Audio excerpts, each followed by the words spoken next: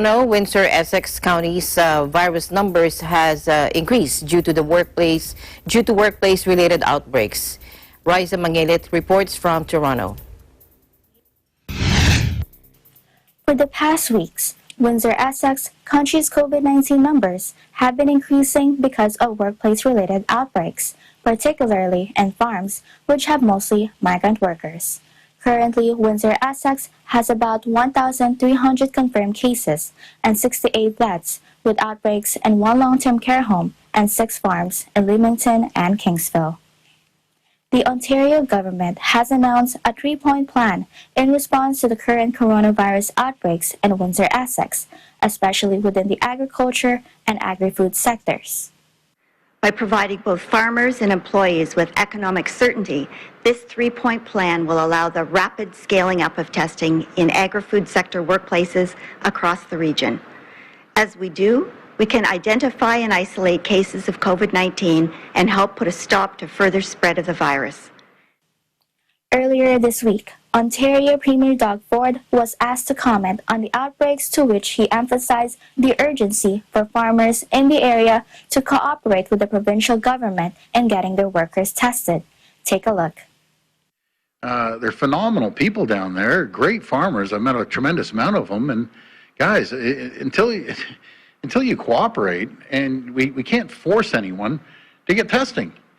And I guess when my plea was happening last week too, it was just kind of brushed off like, oh, well, okay, not a problem.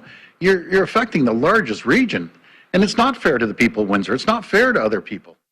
With this urgency, the province is taking immediate action in the hopes of stopping the spread of the virus and moving the region into stage 2 when it is safe to do so. The 3-point plan was announced on June 24th by Premier Ford. The first point refers to ongoing and expanding on-site testing. As a first step, we have expanded testing on all farms, starting with the largest ones. Matt Anderson and Dr. Heyer and the team at Ontario Health have been working with local hospitals to send the mobile testing units to the farms. We're bringing the testing right to their doorsteps. Anyone who needs a test can get a test. The second point of the plan involves access to employment benefits for both Canadian workers and migrant farmers. And that leads to the next point of our plan. I want to send a clear message to the temporary workers. No one will lose their job if you have COVID-19. No one will be sent home if you have COVID-19. And if you test positive for COVID-19 and you need to self-isolate for 14 days, you will be eligible for WSIB benefits, and in some cases, if you worked here last year and you have a social insurance number, workers may be eligible for the federal CERB benefits. The third and last point is using a new public health guidance for positive asymptomatic workers. So, to further support our farmers, the third pillar of our plan is a new public health guidance for asymptomatic workers. This guidance was developed in consultation with Dr. Williams and his team of experts.